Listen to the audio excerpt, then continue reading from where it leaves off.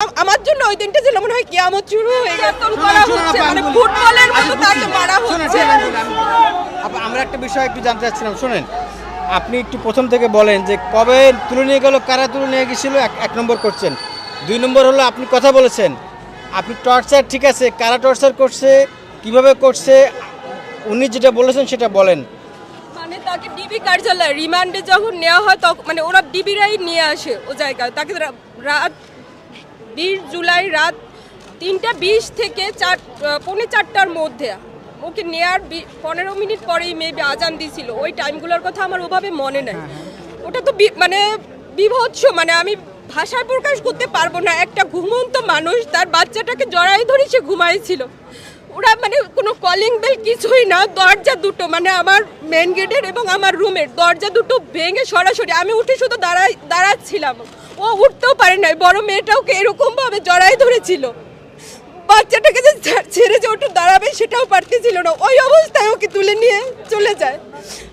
আমাদের যত ফোন ছিল মানে এখন শুধু মানে কোনো ফোনও ছিল না যে কাউকে বলবো যে ওকে, মানে সবগুলো ফোন ওরা নিয়ে যায়। আমাদের মনে হচ্ছে 2-3 মিনিটের মধ্যে কি হয়ে যাচ্ছে, মনে হচ্ছে আমার জন্য ওই দিনটা ছিল মনে হয় কিয়ামত শুরু হয়ে গেছে। মনে হয় পৃথিবীর মনে হয় আলো আর দেখতে পাবো কিনা, বা মানে এরকম একটা বুঝতেছিলাম না যে কি হচ্ছে। আমি নিজেও ভাষায় প্রকাশ করতে পারবো না। ওটা প্রত্যেকটা মানে প্রশাসনের কার্যালয়ে মানে ঘুরতেছিলাম, ডিবির কার্যালয়ে গেছি, র‍্যাব 3-এর 2টা গাড়ি ছিল। যখন ওকে নিয়ে যায় তখন মানে দৌড়ে আমি নিচে রোডে দৌড়াচ্ছিলাম যে কার, মানে বারবার জিজ্ঞেস করতেছিলাম যে আপনারা কারা, কেন নিয়ে যাচ্ছেন, মানুষ একটা মানুষকে নিয়ে যাবে কেন, নিয়ে অত রাতে মানে নিয়ে যাচ্ছিল। মানে ওরা তো কিছু বলেই না, জাস্ট নিয়ে যাচ্ছে। আমি তো পাগলের মতো ছুটছি যে ওকে পাবো কিনা, কারণ প্রত্যেকটা মানুষকে তো এরকম করে ওরা কোথায় নিয়ে যায় জানি না। তারপরে 40 ঘন্টা নিকটস্থ থানায় গেছি, র‍্যাব 3-এ গেছি, ডিবি কার্যালয়ে গেছি, কোথাও ওর খোঁজ মেলেনি। তারা কি পরিচয়ে আসছিল, তারা কোনো আমাদের সাথে কোনো কথাই বলেনি। মানে ওরা আসছে, দরজা ভেঙছে, ওকে নিয়ে চলে গেছে। পরিচয় তো আমরা বারবার জিজ্ঞেস করতেছিলাম যে আপনারা কারা, আপনারা কারা, ওরা কোনো কথাই বলেনি। তারপরে 20 জুলাই ওরকে যখন কোর্টে ওঠানো হয়, ওর খোঁজ করতেছিলাম যে হয়তো কোর্টে উঠাবে, মানে অপেক্ষা করতেছিলাম 24 ঘন্টা পর অন্তত যদি কোনো প্রশাসনিক নিয়ে যায় 24 ঘন্টা পর তাকে উঠাবে। 24 ঘন্টা তো দূরের কথা, 40 ঘন্টা পার হওয়ার পরে ওকে শুনতে পারি যে সে উঠাইছে। তো ওই টাইমে ওর ছোট ভাই আসছিল, সেই ছোট ভাইকেও তারা তুলে নিয়ে গেছে।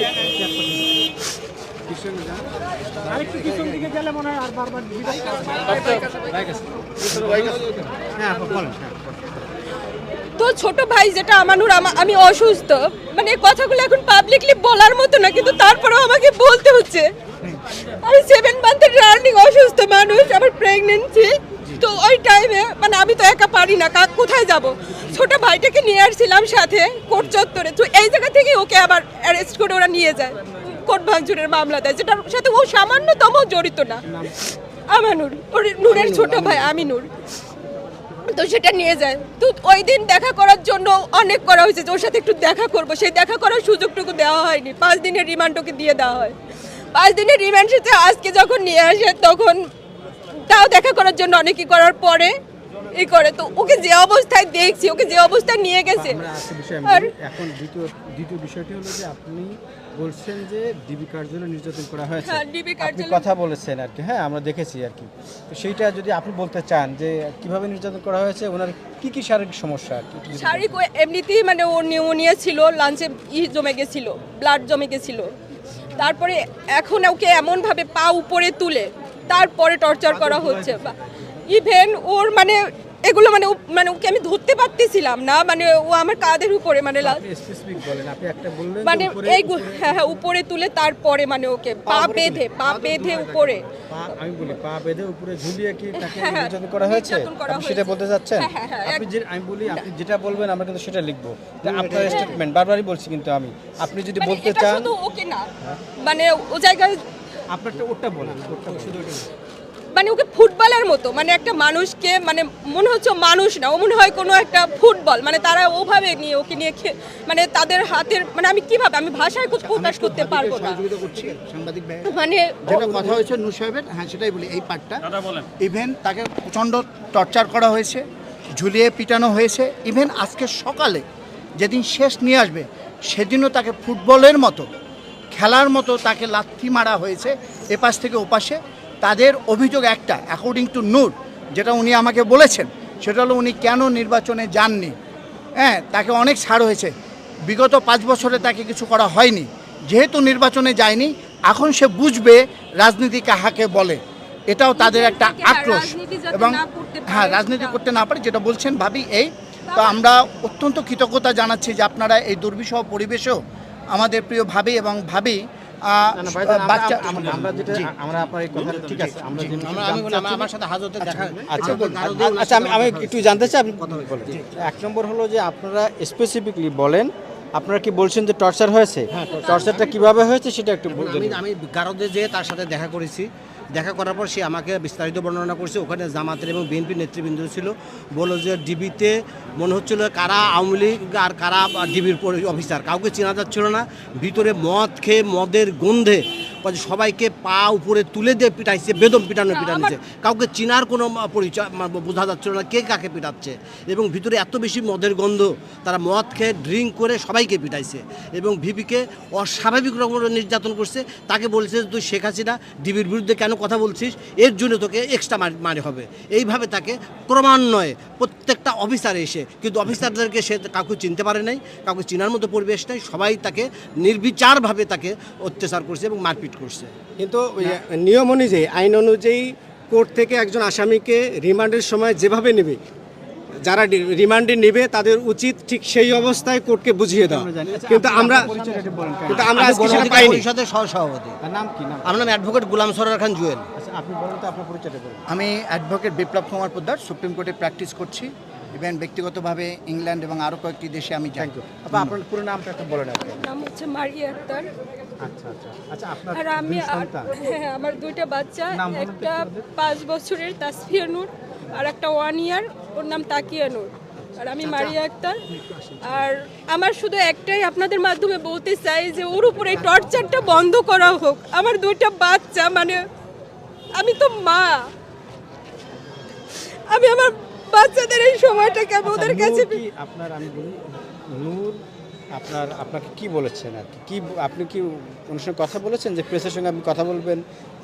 আপনাকে কি বলতে বলেছে বা কি আপনার আপনাদের সাথে, মানে ও আচ্ছা, বলতে বলছে সবাইকে, মানে জানাতে বলছে যে ওর উপরে যেটা, মানে এটা যেন, মানে ওর উপরে টর্চারটা যেন আমরা বন্ধ একটা হয়। বিষয় বলি, টর্চারটা আপনি স্পেসিফিক জানতে চেয়েছেন কিনা, কোথায় টর্চার হয়েছে, উনি যে হাঁটতে পারছেন না কোন কোন জায়গাতে, আপনাকে মানে স্পেসিফিক? হ্যাঁ হ্যাঁ, ওর এই হাতগুলো এগুলো ওর, মানে আমি দেখছি, মানে টি শার্ট কি করে, ইভেন এইটা আমি মানে করতে, এগুলো মানে পায়ের নিচে না, শুধু পায়ের উপরের দিকটা, থাইয়ের উপরে, মানে আমরা এটাকে কি বলি, হিপ হিপ বলে। হ্যাঁ হ্যাঁ, এইগুলো মানে যেগুলো দেখানোর মতো না, মানে ও স্বাভাবিকভাবে কাউকে দেখাতে পারবে না। এটা 5 দিন ছিল, না না 5 দিন তো, মানে এই রিমান্ডেড তো আসি, তার আগে যখন নেওয়া হয়েছে ওই টাইমটাও টর্চার করা হয়েছে। তারপরে এখন এই যে রিমান্ডেড দিনগুলো, এগুলো অমানবিকভাবে টর্চারের উপরে করা হচ্ছে। 2-3 বার মানে সেন্সলেস হয়ে গেছে, মানে ওর জ্ঞান ছিল না। তারপর ওকে কি করা হয়েছে জানে না, ইভেন ওকে ইনজেকশন পুশ করা হয়েছে। আর করে তো টর্চার, তার তো আসছি। শুধু সেইটা বলবো, ওর বর্তমান পরিস্থিতিটা আপনার অনুভূতিটা কি? আপনি সেইটাই বাবা হিসাবে আপনার সন্তানকে এভাবে অত্যাচার আমি ওই আজকের যে অবস্থান, এই অবস্থানটা আমি কিন্তু কথা বুঝিয়া সারিনি, আমাকে বুঝাই বলতে হবে। আমি বলতেছি যে আপনি আজকের অবস্থানটা না পিছন থেকে। আমি বলছি, জি। আপনি ছেলেকে দেখলেন না, জি জি আপনি ছেলের সঙ্গে কথা বলতে চাচ্ছিলেন, জি। 1 নম্বর কথা বলতে পেরেছেন কিনা, জি। 2 নম্বর হলো আপনি বলছিলেন যে আপনার ছেলেকে জীবনে এরকম দেখেননি, জি। আপনি ওই অনুভূতিটা বলেন। আমার অনুভূতি হইতেছে ওর এই রিমান্ডে, আমার মনে হয়, আমি এই রিমান্ড শুনছি কিন্তু রিমান্ডের এই আসামি আমি আর দেখি নাই।